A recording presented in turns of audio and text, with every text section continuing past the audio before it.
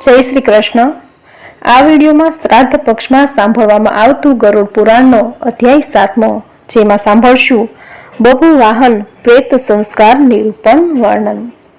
ગરુડ પુરાણ એ ગરુડ અને ભગવાન શ્રી હરિ વિષ્ણુ વચ્ચેનો વાર્તાલાપ છે, જેમાં મૃત્યુ, પુનર્જન્મ અને મનુષ્ય જીવન સાથે જોડાયેલા અનેક મહત્વના પાસાનું વર્ણન કરવામાં આવ્યું છે।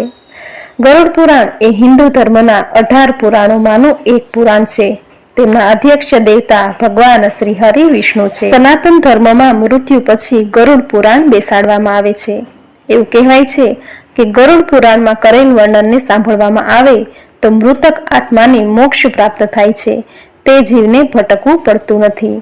એવી જ રીતે ભાદરવા માસના શ્રાદ્ધ પક્ષમાં ગરુડ પુરાણ સાંભળવામાં આવે તો પિતૃઓને મોક્ષ પ્રાપ્તિ થાય છે અને તેના આશીર્વાદ કૃપા દ્રષ્ટિ આપના પર બની રહે છે। તો આજના આ વિડીયોમાં ગરુડ પુરાણનો 7મો અધ્યાય સાંભળી આજના દિવસને પાવન બનાવીએ। બોલો ભગવાન શ્રી હરિ વિષ્ણુની જય।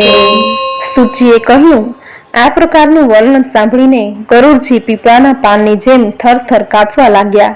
પછી એમણે માનવીના ઉપકાર માટે ફરીથી ભગવાન શ્રી હરિને પૂછ્યું કે હે દયાનિધિ, માણસ જાણે યા અજાણે યમની યાતનાઓનો ભોગ ન બને એ માટે કયા ઉપાયો છે તે મને જણાવો।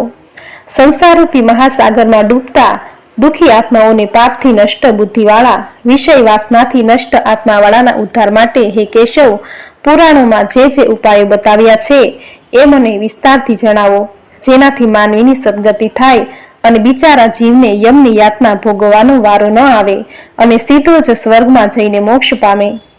ગરુડજીના પ્રશ્ન સાંભળી ભગવાન શ્રી હરિ બોલ્યા કે હે ગરુડ, મોતને કર્મ વિધાનને અંતર્ગત જે કંઈ પણ બનાવ્યું એમાં પુત્ર પ્રાપ્તિનું મહત્વ અતિ વધારે છે, કેમ કે જેના ઘરમાં પુત્ર હોતા નથી એમની ભયંકર રીતે દુર્ગતિ થાય છે। પુત્રવાળા ધર્માત્માઓની ક્યારેય દુર્ગતિ થતી નથી। જે પુરુષ પોતાના કોઈ કર્મના પ્રભાવથી પુત્રની પ્રાપ્તિમાં અસમર્થ રહે છે એને પુત્ર પ્રાપ્તિના સાધનો એકઠા કરવા જોઈએ।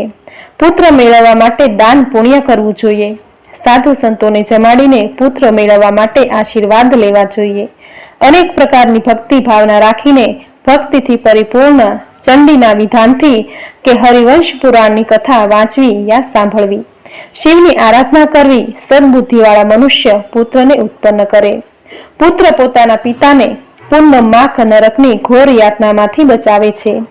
આથી એક ધર્માત્મા પુત્ર જ આખા કુળનો ઉદ્ધાર કરી શકે છે। આ ખૂબ જ જૂની પદ્ધતિ છે। એક પુત્ર જ સમસ્ત લોકોને જીતી લે છે।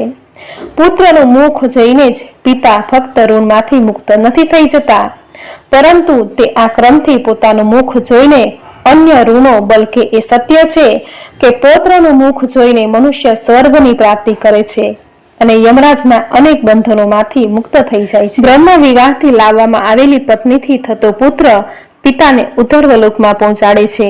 વગર લગ્ને સ્ત્રીથી જે પુત્ર થાય છે તે અધોગતિ એટલે કે નરકમાં લઈ જાય છે।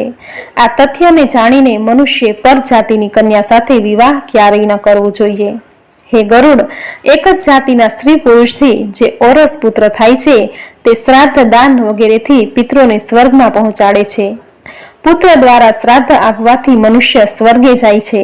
એટલું જ નહીં, પરંતુ પુત્ર સિવાય અન્ય કોઈ શ્રાદ્ધ આપે તો પિશાચ પણ સ્વર્ગે જાય છે। આ વાતની સિદ્ધ સમજવા માટે હું પારલૌકિક દાનના ઉત્તમ મહાત્મ્ય સૂચક આખ્યાન કહું છું, તે તમે સાંભળો।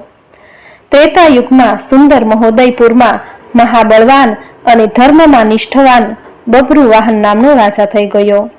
વિધિવત યજ્ઞ કરતા, દાન આપવામાં દાનેશ્વરી, લક્ષ્મીવાન, બ્રાહ્મણોનો પરમ ભક્ત, સાધુના પ્રેમાળ અને ચરિત્ર, આચાર તથા ગુણોથી યુક્ત હતો અને દયા તથા દાક્ષિણ્યથી યુક્ત ધર્મથી પોતાના ઓરસ પુત્રની સમાન પ્રજાનું પાલન કરતો હતો અને દંડ આપવામાં યોગ્ય અપરાધીઓને દંડ આપીને તે રાજા નિત્ય ક્ષત્રિયોના ધર્મમાં તત્પર રહેતો હતો। એક દિવસે આ મહાબળવાન રાજા સેના સહિત શિકાર કરવા માટે ગયો અને અનેક પ્રકારના વૃક્ષોથી ઘેરાયેલા વનમાં પ્રવેશ કર્યો। તે વન હરણોથી ભરપૂર હતું અને અનેક પ્રકારના પંખીઓ મધુરો કલ્લવ કરી રહ્યા હતા। ત્યાં અચાનક જ રાજાએ દૂરથી એક સુંદર મજાના હરણને જોયું। રાજાએ તરત જ ધનુષ પર બાણ ચડાવી, જે બાણ અતિ તીક્ષ્ણ અને પુષ્ટ હતું, ધનુષની પણ 6 કાન સુધી ખેંચીને બાણને છોડ્યું। બંદૂકમાંથી જેમ ગોળી છૂટે તેમ બાણ સુસલાટા મારતું હરણને વીંધીને આરપાર નીકળી ગયું. પણ આ શું? એ હરણ રાજાના બાણને લઈને અદૃશ્ય થઈ ગયું.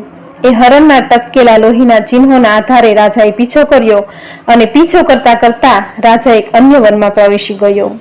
ભૂખ, તરસ, સુકાયેલો કંઠ, થાકથી એ અર્ધ બેભાન જેવો થયો. રાજા એક જળાશય પાસે પહોંચી ઘોડા સમેત સ્નાન કર્યું.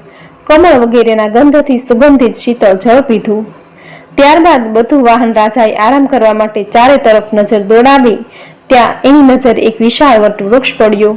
તે અતિ શીતળ છાયાવાળું અને મોટી મોટી વિશાળ ડાળોથી ખૂબ જ વિસ્તૃત અને અનેક પ્રકારના પંખીઓના સમૂહથી શોભતું એ વૃક્ષ હતું.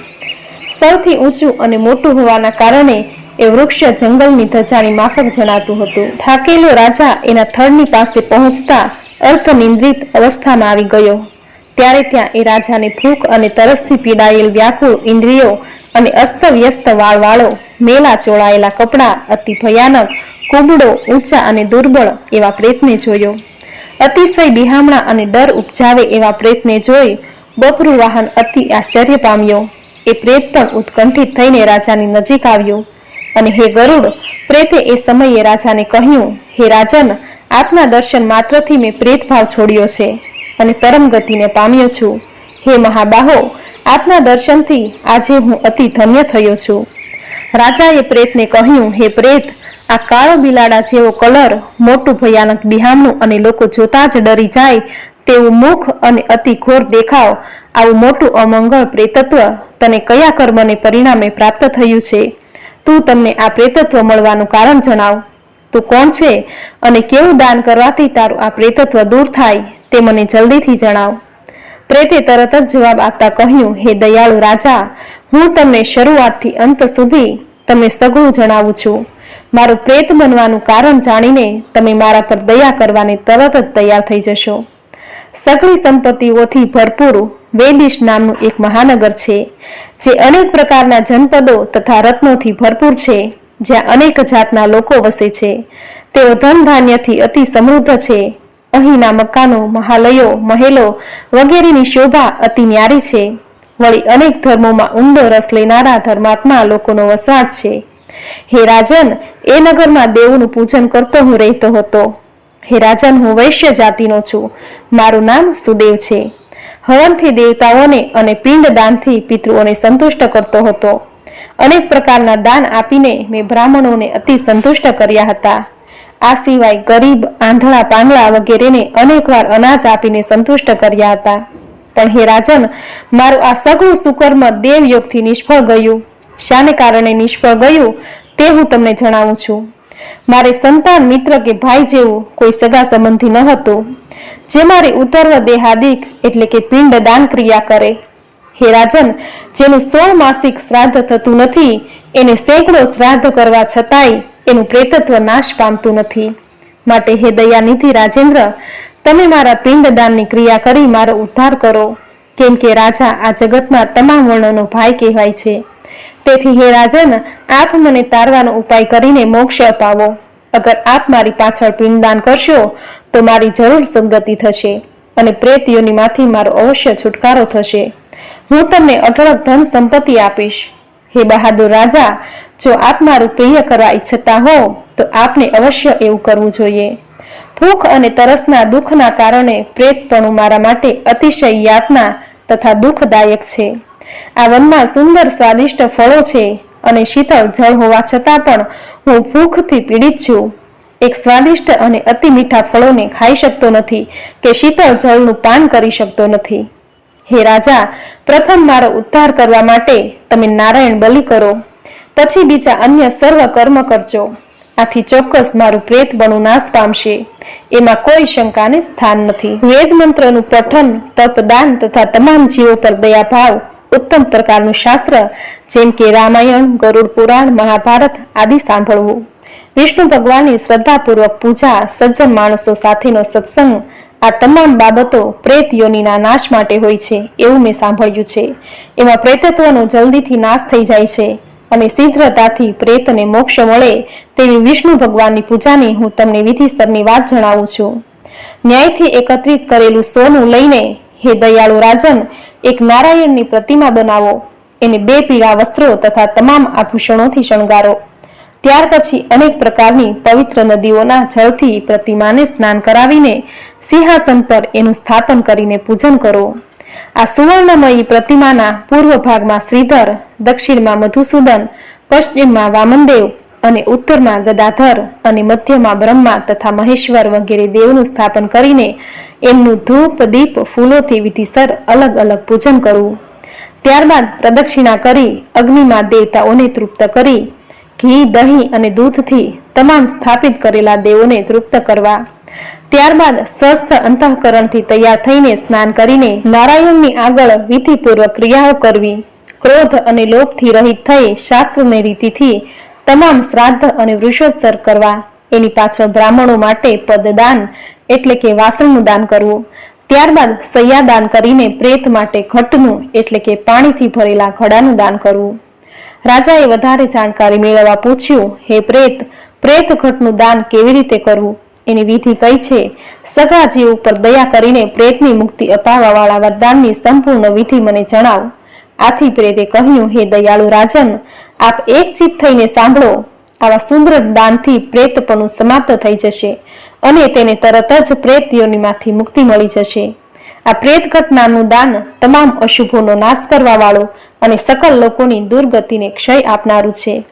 તપાવેલા સોનાનો ઘડો બનાવી મહાદેવ, બ્રહ્મા, વિષ્ણુ, કેશવ અને લોકપાલો એટલે કે ઇન્દ્ર, યમ, વરુણ, કુબેર વગેરેનું મંત્રો વડે આવાહન કરીને આ ઘડામાં દૂધ અને ઘી ભરીને ભગવત ભક્તિથી બ્રાહ્મણને દાનમાં આપવો. આ દાન કરવાથી અન્ય કોઈ બીજા દાન આપવાની જરૂર રહેતી નથી. આ ઘડાના મધ્યમાં બ્રહ્મા તથા શ્રી હરિ અને અવિનાશી ભોળા શંભુનું આવાહન કરવું અને પૂજા કરવી. પૂર્વ વગેરે દિશાઓમાં અને ઘડાના કાંઠલામાં ક્રમશઃ લોકપાલોનું પૂજન કરવું.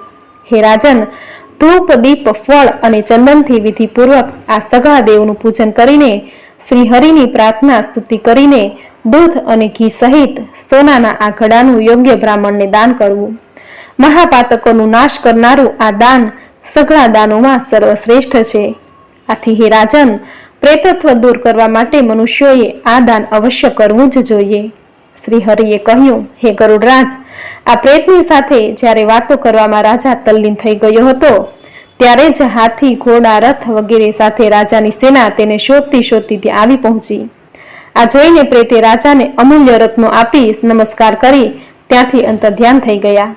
ત્યાર પછી રાજા પોતાની સેના સાથે નીકળી પોતાના નગરમાં આવ્યો અને શુભ દિવસ જોઈને પ્રેતે જેમ કહ્યું હતું એ રીતે સઘળું કર્યું. હે ગરુડ, રાજાએ અધર્વ દેહ ક્રિયાઓ પ્રેતને મુક્તિ અપાવવા માટે કરી. પછી એના પુણ્ય પ્રભાવથી પ્રેતનો પ્રેત યોનિમાંથી તરત જ છુટકારો થયો અને સ્વર્ગમાં ગયો. બીજાના દ્વારા અપાયેલા શ્રાદ્ધ દાનથી પણ પ્રેતને અતિશય ઉત્તમ ગતિ પ્રાપ્ત થઈ. આથી જો પુત્ર દ્વારા કરવામાં આવેલા શ્રાદ્ધ તર્પણથી પિતાની સદગતિ થાય તેમાં શી નવાઈ છે. આ પવિત્ર આખ્યાનને જે કોઈ સાંભળશે યા સંભળાવશે એ બંને ભલે પાપી હોય પણ પ્રેત યોનિને પામશે નહીં.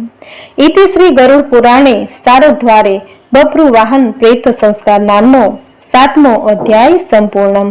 બોલો ભગવાન શ્રી હરિ વિષ્ણુની જય. તો આપણે સાંભળ્યું ગરુડ પુરાણનો અધ્યાય 7મો. ગરુડ પુરાણ એ ભગવાન શ્રી હરિ વિષ્ણુના શ્રી મુખેથી પ્રગટ થયેલ કલ્યાણકારી વચનો છે. આથી પરિવારજનોના મૃત્યુ બાદ તેમજ શ્રાદ્ધ પક્ષમાં આ પુરાણનું વાંચન કરવાથી પિતૃઓને સદગતિ તેમજ મોક્ષની પ્રાપ્તિ થાય છે. પિતૃ સંતુષ્ટ થઈ તેના વંશજોને સુખ, શાંતિ, સમૃદ્ધિ, સંપત્તિ અને સંતાનના આશીર્વાદ આપે છે. તો આજના આ વિડીયોમાં ગરુડ પુરાણનો અધ્યાય 7મો જેનું સુંદર વર્ણન સાંભળવું આપને જરૂર ગમ્યું હશે. તો વિડીયોને લાઈક કરી કોમેન્ટમાં જય શ્રી હરિ વિષ્ણુ, જય પિતૃદેવ જરૂર લખજો. ચેનલ સબસ્ક્રાઇબ કરી બાજુમાં બેલ આઇકન જરૂર પ્રેસ કરજો. આવી જ નવી ધાર્મિક માહિતી, નવા ધાર્મિક વિડીયો સાથે ફરી મળીશું. ત્યાં સુધી આપ સૌને મારા જય શ્રી કૃષ્ણ.